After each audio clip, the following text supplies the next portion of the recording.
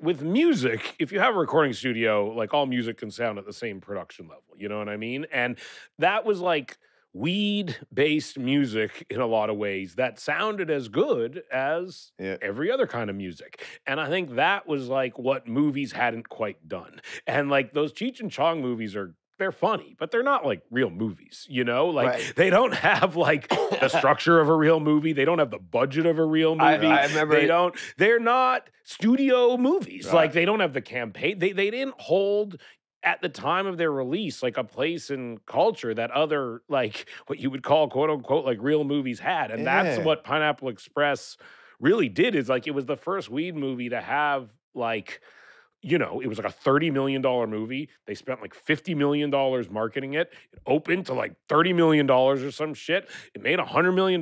Like, it was like the first weed thing that was a movie that was like a legitimate success. Right. And not like a cult success. And not something that like slowly became a success. It like, in the grand scale of like movies, was a good success, you know? And that was really like, that was exciting and very validating, because we had written the movie, you know, 7 years before we made it, and we had just tried to sell it for years and years and years, and everyone was like, no one wants to see a weed action movie. Like, it's just as insane. And we would tell people about I literally remember like being out at parties and clubs and events, and, you know, I wasn't unemployed really, right? I was someone who had like been in some things. People would always ask me like, what are you working on? And we were like, oh, it's a great movie, Pineapple Express. It's a weed action movie. It's with two potheads getting hunted by their drug dealer. And I like still to this day remember like the looks on people's faces that were saying like, that's the stupidest thing I've ever heard in my entire life. Do you think the times changed and it became accepted, or why? We just became after like, we had like after essentially like Knocked Up came out, and Judd had produced Anchorman and Talladega Nights. It's like we were kind of the safest bet in Hollywood in some ways. And essentially Amy Pascal, who ran Sony, was like, if you have a script written, I will make it. Right. Like, and in one 12-month period of time, we made Knocked Up, Superbad, and Pineapple Express. Like, all in one, literally in 12 months. Like, back to back to back. Like, we would stop shooting one, start shooting the other. As we were shooting one, we prepped the next one, stop shooting that, went right into the next one. And was one of them released while you were still working on the other ones?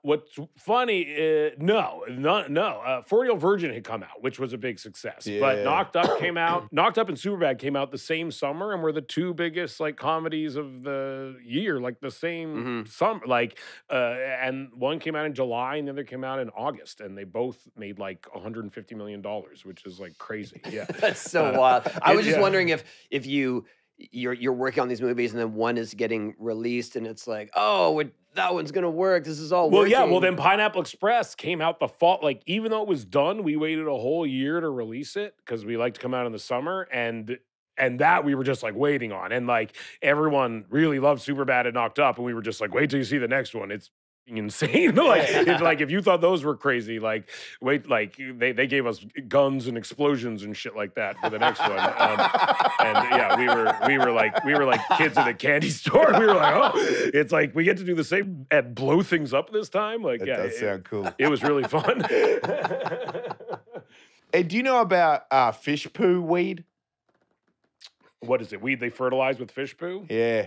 No, weirdly the answer's no. Yeah. But I pieced it together. Stump Seth. Yeah, I got a weed friend, and he does he fertilizes weed with fish poo in tanks, and the water from the tanks puts on that's interesting. On the weed, so you don't have to put as many pesticides on it. Or something. That's really interesting. That's as far as I go with the technology of fish poo weed. You're like a botanist, yeah. Yes. Not just no guy. Can you come up with another name for it? Because that's exactly. I'm pretty sure he's devastated right now for me calling it fish poo weed. He definitely has. You're the FPW guy, right? Yeah. I heard about you on that podcast. Yeah.